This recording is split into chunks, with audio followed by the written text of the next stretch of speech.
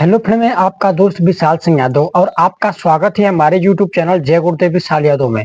Friend, आज मैं आपको क्लास 12 फिजिक्स का एक ऐसा मोस्ट इम्पोर्टेंट टॉपिक बताऊंगा जो लगभग हर साल आता है एग्जाम में।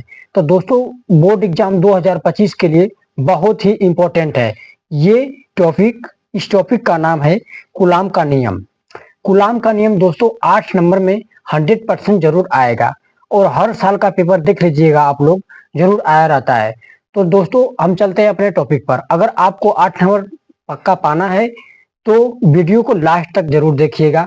अगर वीडियो अच्छा लगे तो चैनल को सब्सक्राइब और अपने दोस्तों के पास जरूर शेयर करिएगा। तो फ्रेंड, हम इस वीडियो को शुरू करते हैं। तो most important topic, 100% most important topic है ये।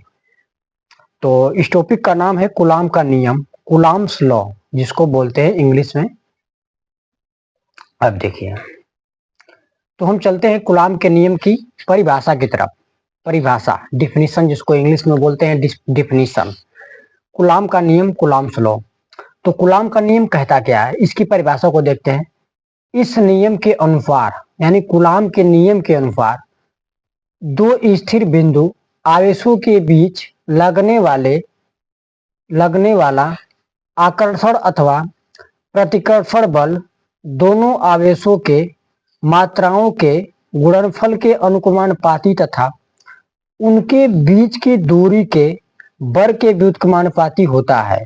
तो दोस्तों, आपको इतना जो बताया हूं उसको पहले चित्र के अनुसार दिखाता हूं। देखिए, ये है मेरा चित्र।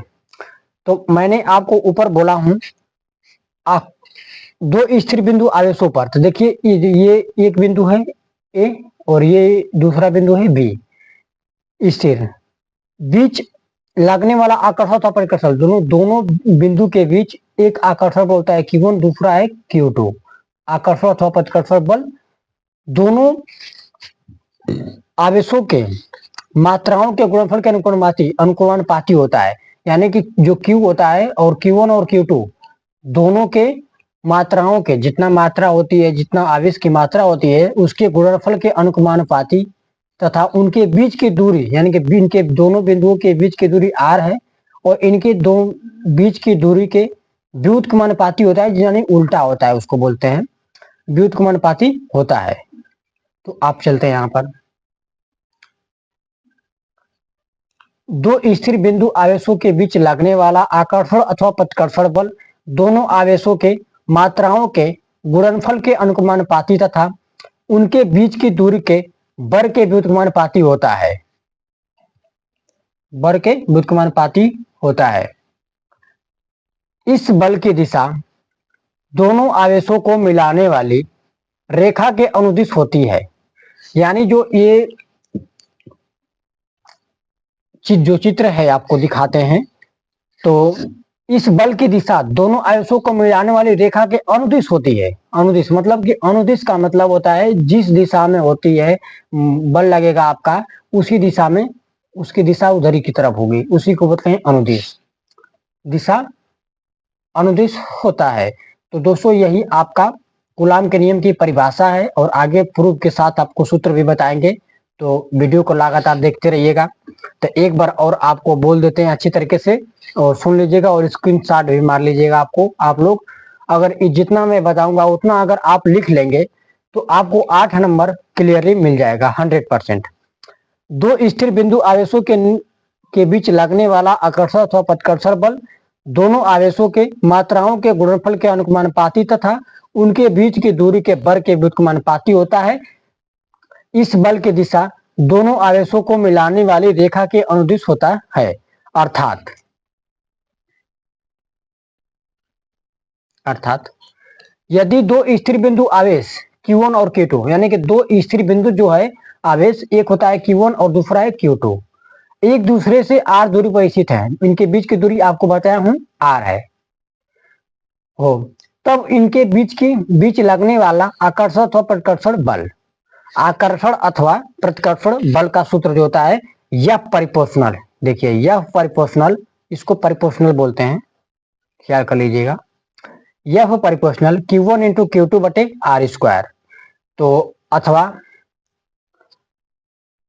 एफ बराबर 1/4 पाई एप्सिलॉन जीरो, ये है एप्सिलॉन जीरो, ख्याल करिएगा आप लोग, epsilon zero into Q1 into Q2 बटे आर स्क्वायर।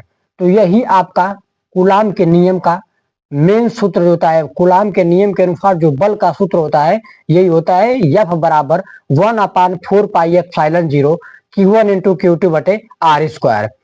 जहां 1/4 पाई एप्सिलॉन जीरो, जहां 1/4 पाई एप्सिलॉन जीरो का मान होता है 9 गुणे 10 के पावर 9 घात न्यूटन मीटर स्क्वायर प्रति कूलाम स्क्वायर।